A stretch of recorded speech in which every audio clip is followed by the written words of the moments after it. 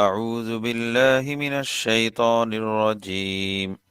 بسم الله الرحمن الرحيم. إن الذين جاءوا بالإفك عصبة منكم لا تحسبوه شرا لكم بل هو خير لكم لكل امرئ منهم ما اكتسب من الإثم والذي تولى كبره منهم له عذاب عظيم. لولا إذ سمعتموه ظن المؤمنون والمؤمنات بأنفسهم خيرا وقالوا هذا إفك مبين. لولا جاءوا عليه بأربعة شهداء فإذ لم يأتوا بالشهداء فأولئك عند الله هم الكاذبون. ولولا فضل الله عليكم ورحمته في الدنيا والآخرة لمسكم فيما أفضتم فيه عذاب عظيم. إذ تلقونه بألسنتكم وتقولون بأفواهكم ما ليس لكم به علم وتحسبونه هينا. إذ تلقونه بألسنتكم وتقولون بأفواهكم ما ليس لكم به علم وتحسبونه هينا وهو عند الله عظيم. ولولا إذ سمعتموه قلتم ما يكون لنا أن نتكلم بهذا سبحانك هذا بهتان عظيم. يعظكم الله أن تعودوا لمثله أبدا إن كنتم مؤمنين ويبين الله لكم الآيات والله عليم حكيم. رب زدني علما رب زدني علما رب زدني علما رب اشرح لي صدري ويسر لي أمري واحلل عقدة من لساني يفقه قولي واجعل لي وزيرا من أهلي. رب يسر ولا تعسر وتمم بالخير سبحانك لا علم لنا إلا ما علمتنا إنك أنت العليم الحكيم.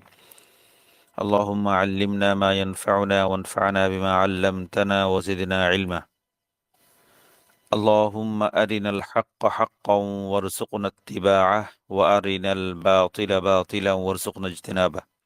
اللهم أنت ربي لا إله إلا أنت خلقتني وأنا عبدك وأنا على عهدك ووعدك ما استطعت أعوذ بك من شر ما صنعت أبوء لك بنعمتك علي وأبوء بذنبي فاغفر لي فإنه لا يغفر الذنوب إلا أنت.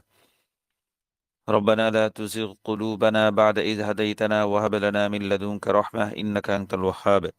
رب هب لي من الصالحين رب هب لي من لدنك ذرية طيبة إنك سميع الدعاء. رب اجعلني مقيم الصلاة ومن ذريتي ربنا وتقبل دعاء. اللهم صل على محمد وعلى آل محمد كما صليت على إبراهيم وعلى آل إبراهيم إنك حميد مجيد. اللهم بارك على محمد وعلى آل محمد كما باركت على إبراهيم وعلى آل إبراهيم إنك حميد مجيد. أستغفر الله ربي من كل ذنب وأتوب إليه لا حول ولا قوة إلا بالله العلي العظيم.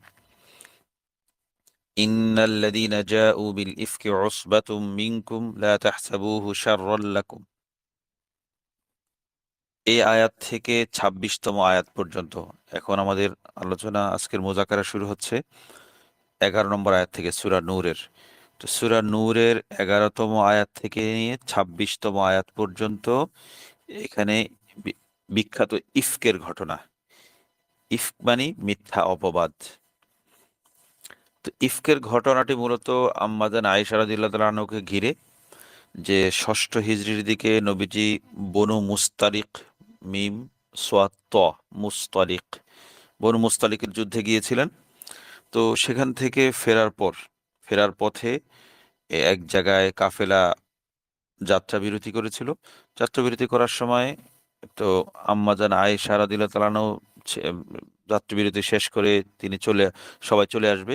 তো আম্মাজান আয়েশা রাদিয়াল্লাহু তাআলা আনহু তখন তিনি খুবই হালকা পাতলা ছিলেন। তো হালকা পাতলা থাকার কারণে তো তিনি যে তাঁবুতে থাকতেন বা হাওদায় থাকতেন, হাওদা তো চারপাশ দিয়ে এ ওড়না বা কাপড় দিয়ে ঢাকা থাকতো। ভিতরে মাস্তুরাত বসতেন, মহিলারা বসতেন। তো আম্মাজান আয়েশাও যে হাওদা বা যে ইয়াতে ছিলেন, ওটের উপর যে পর্দা ঘেরা যে ঘর বা যে ইয়া থাকে, সেটার যে বসা ছিলেন, সাহাবায়ে কেরাম সেটাকে তুলে ওটের উপর বসিয়ে দিয়েছেন।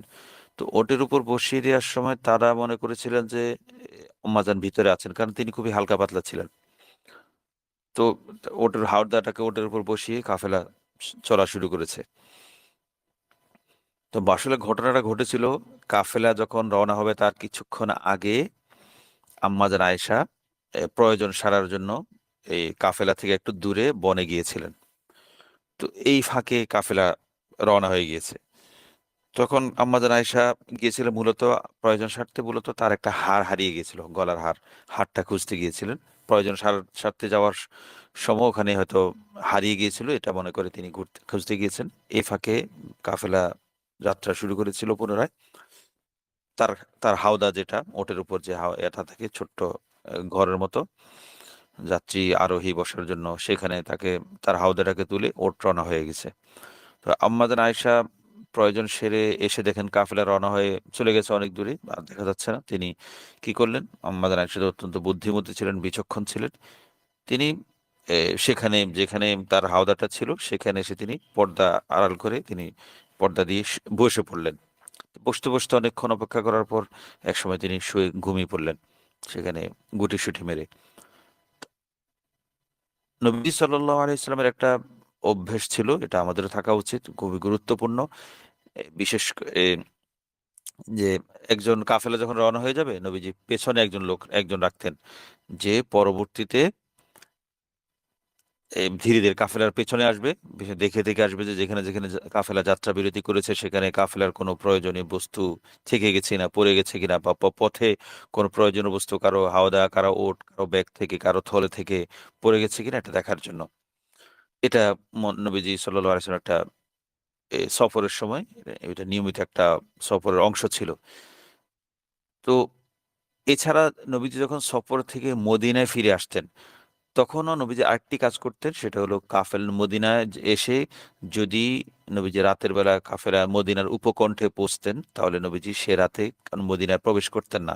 মদিনার উপকণ্ঠে কাফেলা যাত্রা বিরতি করতেন, এবং আগে মদিনার কাছাকাছি আসার আগে, মদিনায় পৌঁছার আগে থেকে নবীজি মদিনায় একজন অগ্রগামী দূত পাঠিয়ে দিতেন। তাই সে এসে ঘোষণা দিত যে নবীজির কাফেলা মদিনায় প্রবেশ করবে অমুক দিন, আশা করা যায়, এমন একটা আগাম ঘোষণা দিত। এটা মূলত কারণ ছিল নবীজি যারা বিবাহিতা নারী, বিবাহিতা, তাদেরকে সব দিক থেকে প্রস্তুত হওয়ার জন্য, স্বামীর জন্য, স্বামীকে বরণ করার জন্য, শারীরিকভাবে মানসিকভাবে পরিষ্কার পরিচ্ছন্ন থাকার জন্য নবীজি এই কাজটা করতেন। এটা নবীজির একটা বিখ্যাত এবং অত্যন্ত বিচক্ষণতাপূর্ণ সিদ্ধান্ত।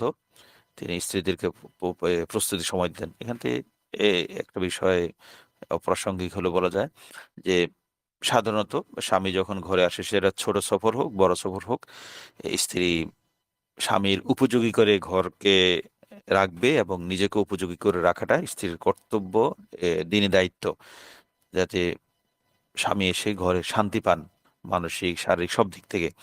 তো এই জন্য স্ত্রীকে প্রস্তুতি নেওয়ার সময় দেওয়া উচিত।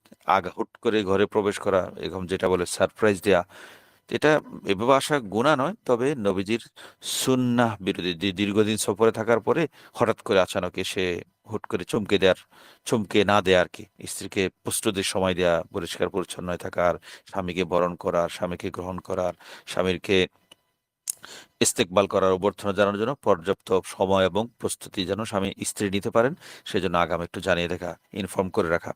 তো নবী এটা করতেন। নবীজি এ সফর থেকে নবীদিনার উপকণ্ঠে এসে নবীজি প্রবেশ করার আগে আগে তো জানাতেনই, কাফেলার অগ্রগামী একজন দূত পাঠিয়ে দিতেন। পাশাপাশি রাতের বেলা এসে হুট করে এসে নবীজি কাফেলার কে মদিনার প্রবেশ করতে দিতেন না। কিছুক্ষণ অপেক্ষা করতেন বা সকাল পর্যন্ত অপেক্ষা করতেন মদিনার বাইরে। যাক, তো বনু মুস্তালিকের সফরে নবীজির কাফেলা যখন চলে রওনা হয়ে গিয়েছিল, নবীজি পেছনে একজন সাহাবীকে রেখেছিলেন যে তিনি পেছন থেকে দেখে দেখে আসবেন। তিনি ছিলেন সাফওয়ান বিন মুআত্তাল। সাফওয়ান বিন মুআত্তাল দেখে দেখে আসছিলেন। তো আসার পরে তিনি যখন নবীজির কাফেলা যেখানে ছিল, আম্মাজান যেখানে অপেক্ষা করছিলেন সেখানে সে থামলেন। তো তখন আম্মাজান আয়েশার চেহারা অত ঘুমন্ত অবস্থায়, তো ও ঢাকেননি, এমনি মুখ খোলা অবস্থায় শুয়েছিলেন। তো তখন পর্দার বিধান নাজিল হয়ে গেছে যে মুখ ঢেকে রাখতে হবে।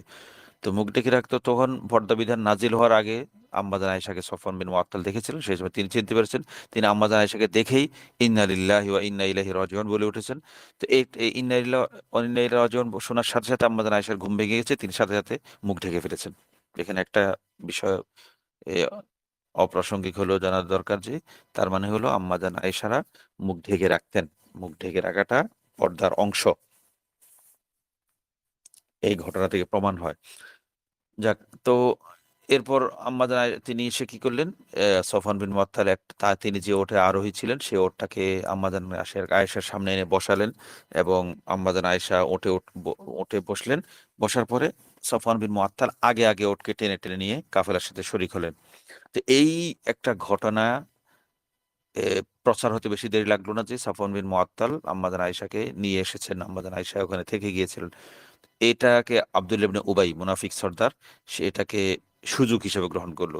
এই যে তিলকে তাল বানিয়ে নানা কুৎসা রটানো শুরু করলো আম্মাজান আয়েশার বিরুদ্ধে এবং সাফওয়ান বিন মুআত্তাল আম্মাজান আয়েশাকে জড়িয়ে।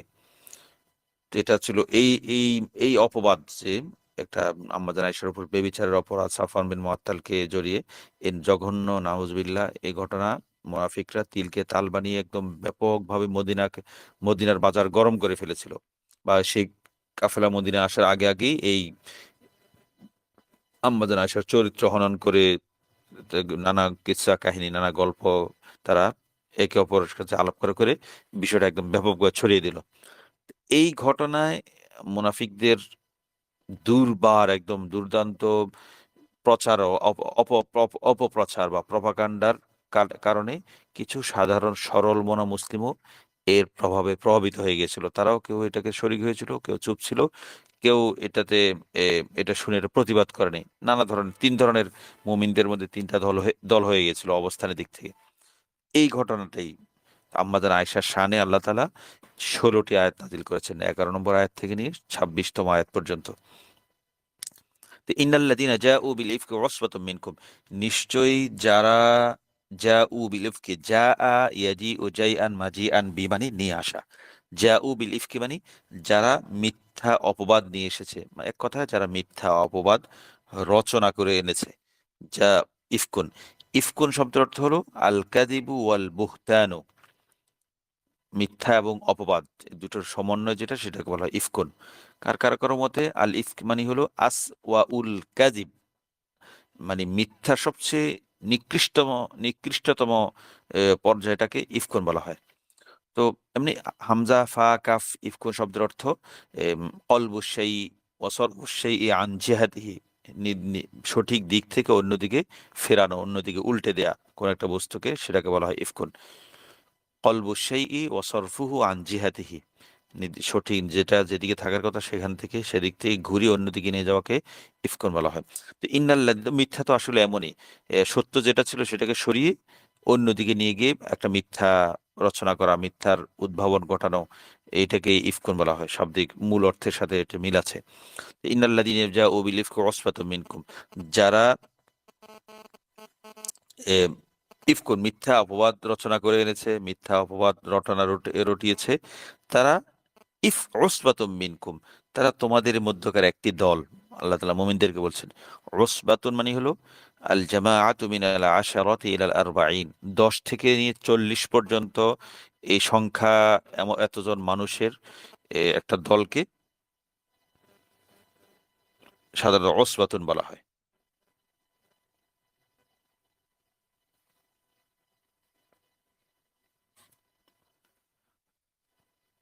আইন সদ বা, এই মাদ্দার অর্থ আসবন, এই মাদ্দার অর্থ হলো রবতু শাইইন বিশাইইন, একটা বস্তুকে আরেকটা বস্তুর সাথে এই যুক্ত করা, বাধা, শক্ত করে দৃঢ়ভাবে এঁটে রাখা, এটাকে আসবুন বলা হয়।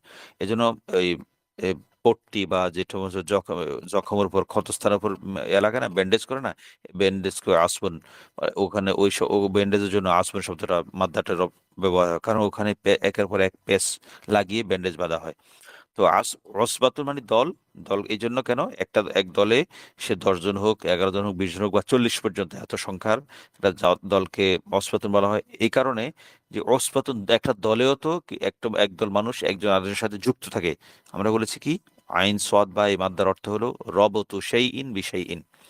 ইন্নাল্লাযীনা জাউ বিল ইফকি উসবাতুম মিনকুম, তারা তোমাদের মধ্য থেকে একটি দল, যারা এই মিথ্যা অপবাদ রটনা করেছে, মিথ্যা অপবাদ রচনা করে এনেছে তারা।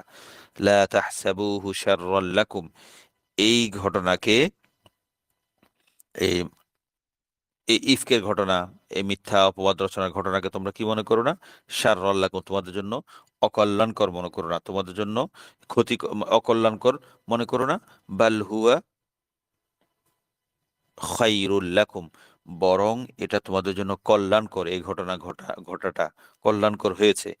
লিকুল্লিমরি ইম মিনহুম মাকতাসাবা মিনহুম মা ইকতাসাবা মিনাল ইসম, লিকুল্লিমরি, তাদের মধ্যে প্রত্যেকের জন্য, এই তোমাদের তাদের মধ্যে যে যারা এই সমস্ত অপবাদ রটনা করেছে, এই দুর দুর্নাম রটিয়েছে, তাদের মধ্যে প্রত্যেকে, ইমরুন মানে ব্যক্তি, মানুষ, তাদের মধ্যে থেকে অপবাদ রটনাকারীদের প্রত্যেক মানুষের জন্য, প্রত্যেক পুরুষের জন্য আছে কি, প্রত্যেক মানুষের জন্য, প্রতিটি সদস্যের জন্য আছে মা ইকতাসাবা মিনাল ইসমি, যা সে, যে পাপ সে উপার্জন করেছে, ইকতাসাবা ইয়াকতাসিবু ইকতিসাবান, উপার্জন করা, যে পাপ সে উপার্জন করেছে তার অংশ তার জন্য বরাদ্দ থাকবে, প্রতি মানুষের জন্য।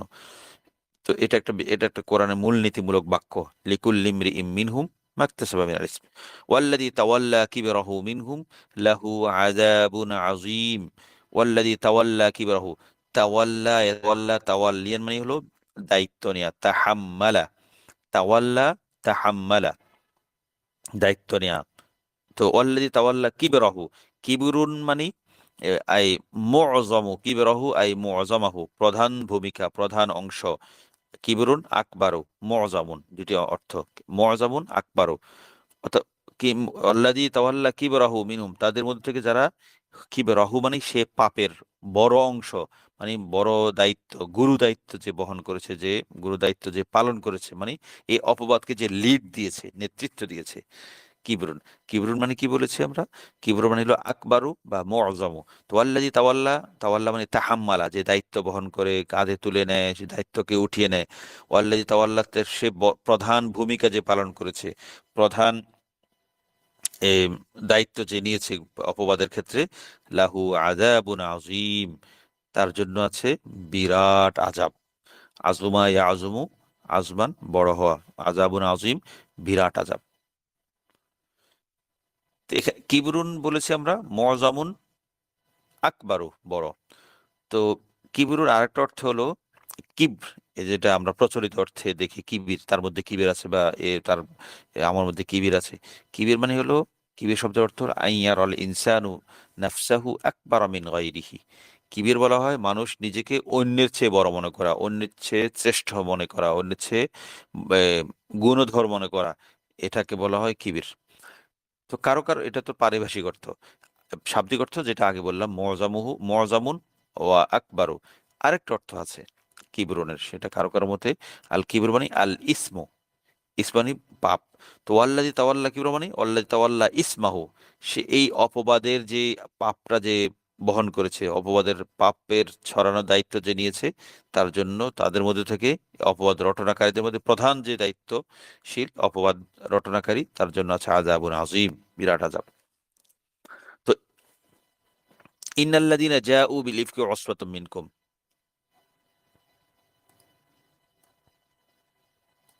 এই আয়াত থেকে আল্লাহ তাআলা এ, এখানে তাসাল্লি দিচ্ছেন। আমরা জানি এ, আমাদের ইলা ফি মানাকিবিল কোরআন বইয়ে আমরা যে 16টি কোরআন অধ্যয়নের মূলনীতি, 34টি ফাওয়ায়েদ এবং 11টি মাসাইল ইলা নিয়ে আলোচনা হয়েছে। সেখানের থেকে 16টি কোরআন বোঝার মূলনীতি, মৌলিকতম মূলনীতির একটি হলো তাসাল্লি বা তাসলিয়া, সান্ত্বনা দেয়া। আমরা সম্ভব হলে আমাদের কাছে বইটা থাকলে আমরা একটু সংগ্রহ করে একবার পড়ে নেব, তাসাল্লি বা তাসলিয়া কাকে বলে। পাশাপাশি 16টি ইসতিলাহ, 16টি পরিভাষা নিয়মিত আমরা পড়ার চেষ্টা করব। তাহলে আমাদের আলোচনাটা আমাদের দর্শের যে বিভিন্ন পরিভাষামূলক কথা আছে সেগুলো ধরতে হয়তো সুবিধা হবে ইনশাল্লাহ। এই আয়াত থেকে ইন্নাল্লাযিনা জাউ বিল ইফকি, এটা হলো এক ধরনের তাসলিয়া, তাসলিয়া বা তাসাল্লি।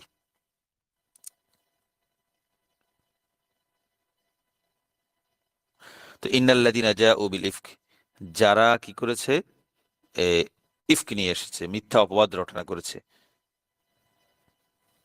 তাদের জন্য। তো এখানে একই সাথে ইন্নাল্লাযিনা জাউ বিল ইফকি উসবাতুম মিনকুম, দুটি দুটি মূলনীতি। একটি মূলনীতি হলো মূলনীতি পাওয়া একটা জজর, জজর মানে ধমক, তাদেরকে ভৎসনা তিরস্কার করা হচ্ছে যারা অপবাদ দিয়েছে তাদের উপরে। ইন্নাল্লাযিনা জাউ বিল ইফকি উসবাতুম মিনকুম, যারা এ, তোমাদের মধ্যে থেকে যারা অপবাদ রটনা করেছে, সে তোমাদের মধ্যে একটি দল, একটি একটি বিষয়। ইন্নাল্লাযিনা জাউ বিল ইফকি উসবাতুম মিনকুম, তোমাদের মধ্যে ছোট্ট একটা কয়েকজনের দল। এটা বলে একটা তুচ্ছ, তোষপাত শব্দটা ব্যবহার করে এক ধরনের তুচ্ছতা বোঝানো হচ্ছে, যার সংখ্যায় খুব বেশি বড় না, তারা সামান্য কয়েক হাতে গোনা কয়েকটি দল, কয়েকজন মানুষের দল, তারা মিথ্যা অপবাদ দিয়েছে। এর একটা বিষয় এখানে আল্লাহ তাআলা ধমক দিয়েছেন, তাদেরকে সতর্ক করেছেন, এক বিষয়। পাশাপাশি এখানে নবীজির জন্য তাসলিয়া বা তাসাল্লি আছে। কিভাবে? তাসলিয়া বা তাসাল্লি এইভাবে, ইফকুন শব্দটার ব্যবহার। ইফকুন মানে মিথ্যা অপবাদ। তার মানে কি? মিথ্যা অপবাদ মানে নবীকে এটা সান্ত্বনা দিচ্ছে যে এটা তারা যা বলছে, নবীজি তো আর গায়েব জানেন না যে আম্মা জান আয়েশাকে ঘিরে যে মিথ্যা রটনা হচ্ছে এটা সত্য না মিথ্যা। নবীজি তো মনে করেন তার স্ত্রী, বিশ্বাস করতেন, জানতেন, মানতেন যে তার স্ত্রী সতী নারী, অবশ্যই সতী নারী। নবীজি সেটা বিশ্বাস করতেন, কিন্তু মানুষের মুখটা বন্ধ কিভাবে করবেনি এই মুনাফিকদের, সেজন্য নবীজি বড় কষ্ট পাচ্ছিলেন। আল্লাহর পক্ষ থেকে যখন এই ঘটনাটাকে ইফক বলা হয়েছে, মিথ্যা বলা হয়েছে, এটা বানানো ঘটনা বলা হয়েছে, এটা কুচ্ছা বলা হয়েছে, তো নবীদের জন্য এটা ছিল একটা সান্ত্বনা, তাসলিয়া বা তাসাল্লি, যে আল্লাহ তাআলা এই ঘটনাকে মিথ্যা বলেছেন। তো এটা এটা ছিল প্রথম তাসাল্লি, প্রথম সান্ত্বনা নবীদের জন্য। 2 নম্বর বিষয়। 3 নম্বর বিষয় হলো আল্লাহ তাআলা এখানে শব্দটা ইফকুন ব্যবহার করার মাধ্যমে এই কথা বুঝিয়েছেন যে এখানে নফিউদ দরার, নফিউদ দরার মানে মিথ্যা সবসময় বাতিল, ভ্রান্ত, অসার, একসময় ধ্বংস হয়ে যাবে। তাহলে এখানে তাদের এই অপবাদ আম্মা জান আয়েশার কোনো ক্ষতি করতে পারবে না, এটাও পরোক্ষভাবে বলে দিয়েছেন। তা আমরা কয়েকটি বিষয় হলো, প্রথম বিষয় হলো আল্লাহ তাআলা এই ইন্নাল্লাযিনা জাউ বিল ইফকি, এই বাক্যের মাধ্যমে তোহমত দিয়েছেন। কিভাবে? এইভাবে যে অসফাত, তারা ছোট্ট একটা দল, তুচ্ছ শব্দ ব্যবহার করেছেন। তো মূলত এই মূল ভূমিকায় মূলত 4 জন ব্যক্তি বলা হয়ে থাকে আর কি। এই 4 জন ব্যক্তি মূলত ছিল আব্দুল্লাহ ইবনে উবাই। ওসফাতুম মিনকুমের মধ্যে মূল উদ্দেশ্য আব্দুল্লাহ ইবনে উবাই। এছাড়া 3 জন মুসলমানের নাম সাধারণত উঠে আসে, যারা সরল মনা মুসলমান, যারা কথার ফাঁদে বিভ্রান্ত হয়ে পড়েছিলেন মুনাফিকদের। একজন ছিলেন এ, হামনা বিনতে জাহাস, জয়নাব বিনতে জাহাসের বোন, আম্মাজান উম্মুল মুমিনিন হামনা। 2 নম্বর মিস্তহ, মিম সিন তোয়াহা, মিস্তহ রাদিয়াল্লাহু আন। তৃতীয় জন হলেন হাসান বিন সাবিত রাদিয়াল্লাহু আন, বিখ্যাত কবি, নবীজের কবি। এরা এরা হলো পরোক্ষভাবে উদ্দেশ্য, অসবাতুম মিন কুম বলে, এই 3 জন। তা সরাসরি অসবাতুন বলে সরাসরি মূল উদ্দেশ্যকে আব্দুল্লাহ ইবনে উবাই, এটা হলো মূল উদ্দেশ্য। এই মূলত সবকিছুর, সব নষ্টের গোড়া, সব শয়তানের মূল। তো ইন্নাল্লাযিনা জাউ বিল ইফকি উসবাতুম মিনকুম, উসবাতুম মিনকুম বলে এই এই ওসফাতুর মধ্যে মূল উদ্দেশ্য হলো আব্দুল্লাহ ইবনে উবাই। আর পরোক্ষভাবে এটা মুসলিম কয়েকজন, এছাড়া এরা ছাড়া তো আরো অনেকে অপবাদ ছিল মুনাফিকদের মধ্যে। মুনাফিক তো সবাই শরিক ছিল এই অপবাদে। তো মুনাফিকদের মধ্যে প্রধান হলো আব্দুল ইবনে উবাই। আর মুমিনদের মধ্যে অসফাত মিনকুম বলে, মুমিনদের একটা কিছু কয়েকজন ছিল বলে ইশারা আছে মিনকুম বলার মাধ্যমে। তো সেই মিনকুম 3 জন হলো এই 3 জন। এদেরকে এম, এদেরকে কোরআন তিরস্কার ভর্ৎসনা করা হয়েছে, অসফাত মিনকুম।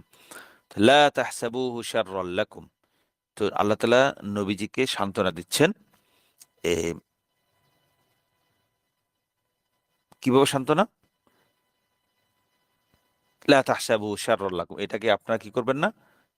ক্ষতিকর মনে করবেন না। তো এখানে এ তাসলিয়াগুলো আমরা একটু দেখি। আল্লাহ তাআলা নবীজির সান্ত্বনা। ১ম হলো বিল ইফক। ইফকুন বলে আল্লাহ তাআলা এটাকে মিথ্যা অপবাদ বলে উড়িয়ে দিয়েছেন। এটা ১ম সান্ত্বনা নবীজির জন্য।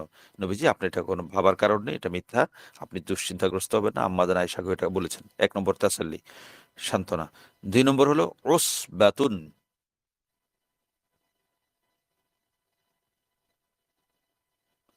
উসবাতুন এটা হলো ২য় তাসাল্লি। কেন? ছোট্ট একটা দল। এটা কি বলল না বলল আপনার এটাতে বলার কিছু না। বড় অংশ সাহাবায়ে কেরামের মূল মুমিনগণ কি বলছেন আপনি সেটা দেখেন।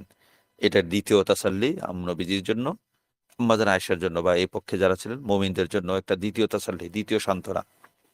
৩য় হলো লা তাহসাবুহু শাররাল লাকুম। এটা তোমাদের জন্য অনিষ্টকর বা ক্ষতিকর মনে করো না। এটা নবীজির জন্য ৩য় তাসাল্লি, ৩য় সান্ত্বনা।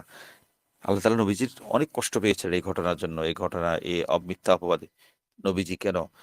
আমরাও একটু কল্পনা করি আমার স্ত্রীর বিরুদ্ধে যদি কেউ অপবাদ রটনা করে ফেসবুকে, অনলাইনে নানা জায়গায়, এ সমাজে আমার কাছে কেমন লাগবে? আর সে জায়গায় নবীজির গায়রত, নবীজির আত্মমর্যাদাবোধ আমাদের চেয়ে কত, কত গুণ বেশি, অসংখ্য কোটি গুণ বেশি ছিল। আম্মাজান আয়েশার কেমন অবস্থা হয়েছিল? ফালা তাহসাবুহু শাররাল লাকুম, এটা নবীর জন্য ৩টা তাসাল্লি পর দিয়েছেন আল্লাহ তাআলা। নবীজির জন্য, আম্মাজান আয়েশা রাদিয়াল্লাহু তাআলা আনহার জন্য। আপনারা নবীজি আপনি এগুলোকে তোমরা হে মুমিনরা তোমরা তা তাহসাবুহু এই অপবাদ রটনা, মিথ্যা রটনাকে তোমরা শাররাল লাকুম তোমাদের জন্য অকল্যাণকর মনে করো না। এটা তোমাদের জন্য কল্যাণকর।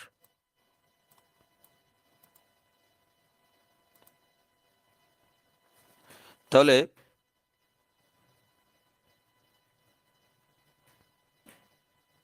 এখানে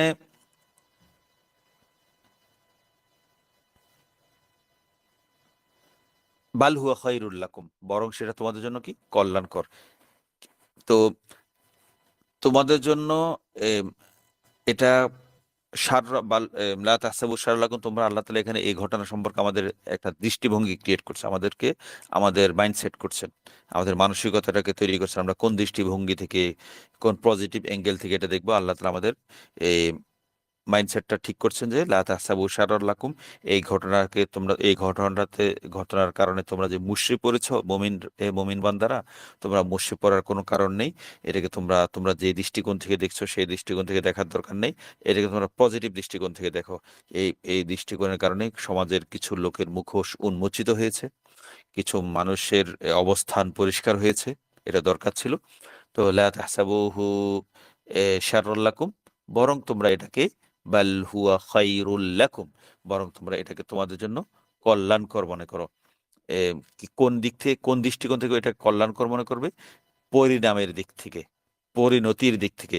এ বিল ইতিবার, পরিণতির দিক থেকে এটা তোমাদের জন্য কল্যাণকর মনে করো। আল্লাহ তাআলা আমাকে এখানে আমার জন্য আমাদের দৃষ্টিভঙ্গিটাকে পরিষ্কার করেছেন। এখান থেকে আমাদেরও একটা শিক্ষাটা হলো যে আমি যেকোনো ঘটনাকে যেটা আমার হাতে নেই, যেটা আমার নিয়ন্ত্রণে নেই, যেটা আবার কাবুতে নেই, এমন ঘটনা যদি খারাপ ঘটনা ঘটে, কোনো দুশ্চিন্তা বা দুর্নাম বা অপবাদের কোনো ঘটনা ঘটে, যেটা আমার নিয়ন্ত্রণ করার, যেটা রোধ করার ক্ষমতা, শক্তি, প্রভাব, প্রতিপত্তি আমার নেই, তাহলে আমি সেটাকে এই ঘটনার আলোকে লা তাহসাবুহু শাররাল লাকুম, আমি এটাকে একদম আমার জন্য সবশেষ, আমি আমার অপরাধ হয়েছে, মিথ্যা অপবাদ দিয়েছি, আমি মরে যাব, আত্মহত্যা করব না। এই ধরনের এখান থেকে নেগেটিভিটি আমাকে এখান থেকে শিক্ষা বা নেগেটিভ শিক্ষা, নেতিবাচক প্রভাব নেয়া যাবে না। আমি ইতিবাচক দৃষ্টিভঙ্গি পোষণ করব যে এই ধরনের ক্ষেত্রে যেটা আমার হাতে নেই। বাল হুয়া খায়রুল লাকুম, এটা আমার জন্য কল্যাণকর মনে করব। কল্যাণকর এই হিসাবে এটা পরিণতির দিক থেকে এটা আমার জন্য কল্যাণকর। এম এর পরিণতি আমি যদি এটা সবর করতে পারি, আমার জন্য সওয়াব হবে, আমার মর্যাদা বুলন্দ হবে, আমার অভিজ্ঞতা হবে, আমার শিক্ষা হবে, আমার জীবনের একটা ধাপ আমি পার হলাম। একটা ক্লাসে উত্তীর্ণ হয়ে একটা ক্লাস পার হয়ে আরেকটা ক্লাসে উত্তীর্ণ হওয়ার একটা যোগ্যতা অর্জন হলো এসব ঘটনার মাধ্যমে। যেকোনো দুর্ঘটনা মানব জীবনে, আমাদের জীবনে যেকোনো দুর্ঘটনা আসলে একটা এ পরীক্ষা। অ্যানুয়াল বার্ষিক পরীক্ষার মতো। প্রত্যেকটা ঘটনা, প্রত্যেকটা ভালো ঘটনা, খারাপ ঘটনা উভয়টাই। ভালো ঘটনার মাধ্যমে আমি কি আল্লাহর শুকরগুজার বান্দা হই নাকি আরো উদ্ধত হয়ে পড়ি, এটা একটা বিষয়।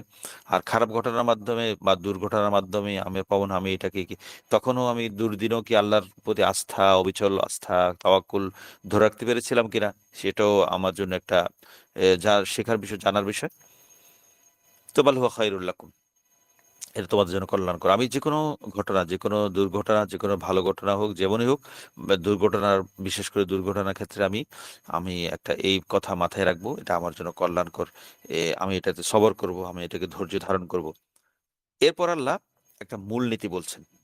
এবার লিকুল্লিমরি মিনহুম মাকতাসাবা মিনাল ইসম, প্রত্যেক তাদের মধ্যে যারা অপবাদ রটনা করেছিল তাদের মধ্যে যারা, প্রত্যেকের জন্য, ইমরুউন মানে হলো আসলে পুরুষ। তো এখানে পুরুষ নারী সবাই, যে কোনো মানুষ, প্রতিটি সদস্যের জন্য এই অপবাদে, তাদের মধ্যে থেকে যারা অপবাদে অংশগ্রহণ করেছে প্রত্যেকের জন্য কি আছে, মাকতাসাবা মিনাল ইসমে, যা যে উপার্জন, যে পাপ যে উপার্জন করেছে, সেটার পরিণতি, সেটার ফলাফল, সেটার ফল। তো লিকুল্লিমরি ইমিনহুম এই বাক্যের মাধ্যমে আল্লাহ তাআলা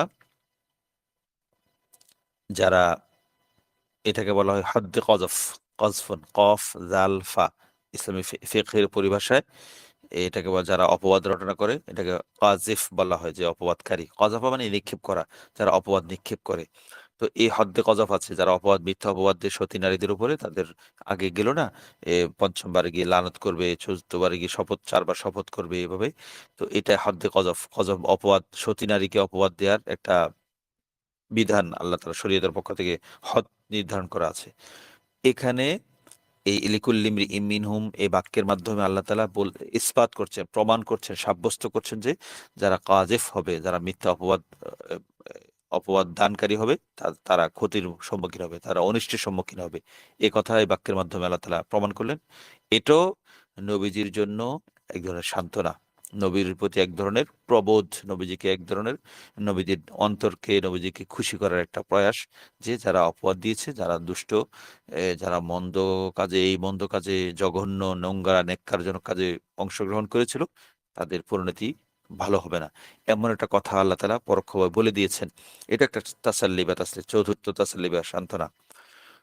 তো মাকতাসাবা মিনাল ইসমি, তারা যে পাপ উপার্জন করেছে, সে পাপ উপার্জন দুই প্রকার।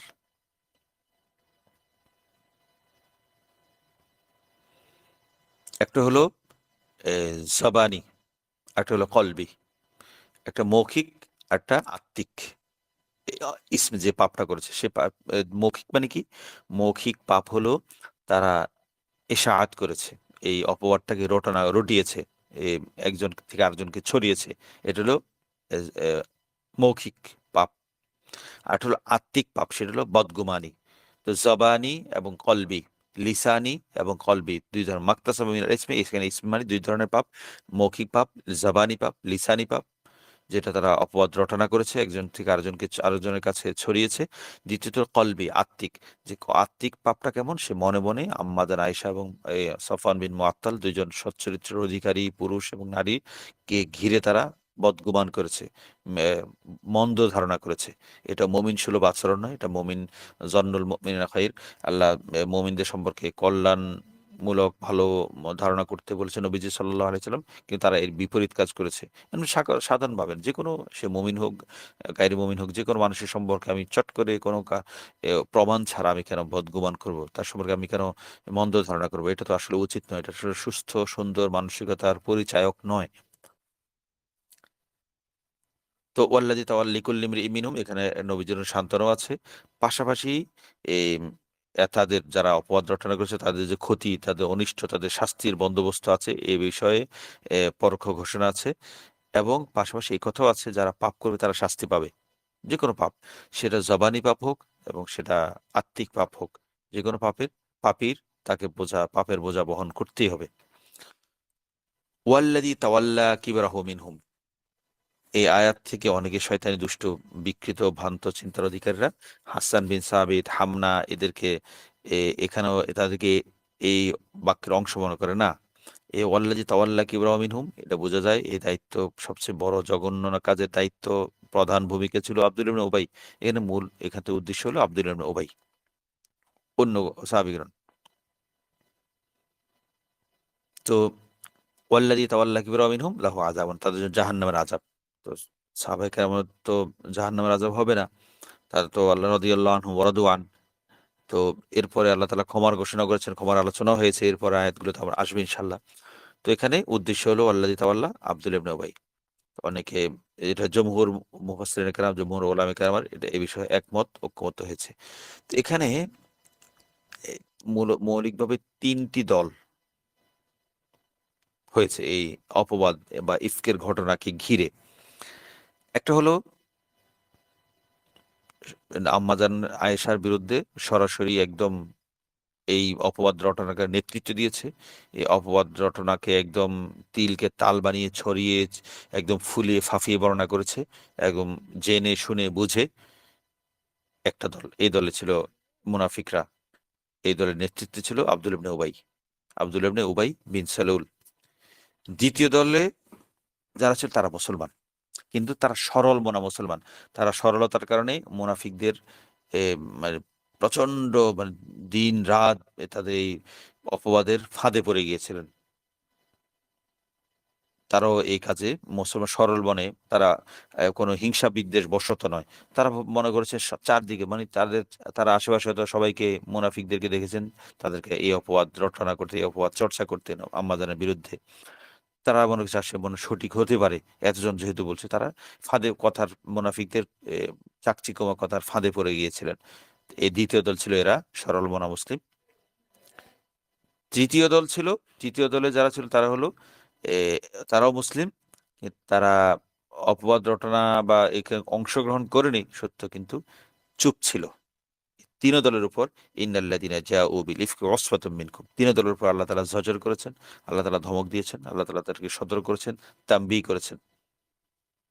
এই ৩ টা দল। এই ৩ টা দল আমরা মনে রাখবো। ৩ টা দল। ১ম দল হলো যারা সরাসরি এই কাজে জেনে শুনে বুঝে করেছে, আব্দুল ইবনে উবাই এবং তার সাঙ্গপাঙ্গ মুনাফিকরা, প্রকৃত মুনাফিকরা। ২য় দলে সরল মনা মুসলিম, যারা এই মুনাফিকদের প্রপাগান্ডার শিকার হয়েছিলেন।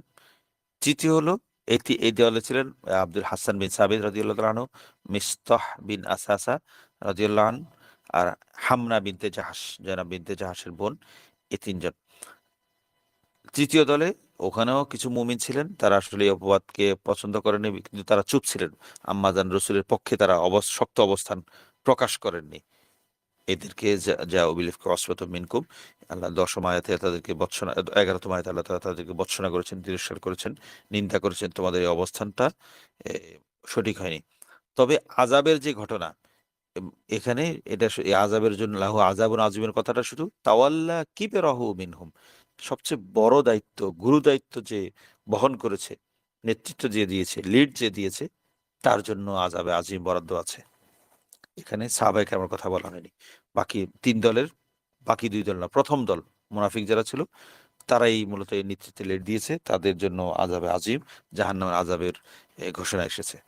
তো আজকের জন্য আমরা এখানে রাখি। আল্লাহ তাআলা আমাদেরকে জানার, বোঝার তৌফিক দান করুন এবং কোরআন কারীমকে যেভাবে বুঝলে, যেভাবে পড়লে, যেভাবে চর্চা করলে আমরা কোরআন কারীমের অন্তর্নিহিত ভাবে আরো গভীরে বুঝতে পারবো, হেদায়েতটাকে ধরতে পারবো, ছুঁতে পারবো, আমাদের জীবনে হেদায়েতটাকে আমাদের জীবনের সাথে মিশাতে পারবো, আমাদের কর্ম, চিন্তা সব ক্ষেত্রে আল্লাহ তাআলা সেই তৌফিক দান করুন।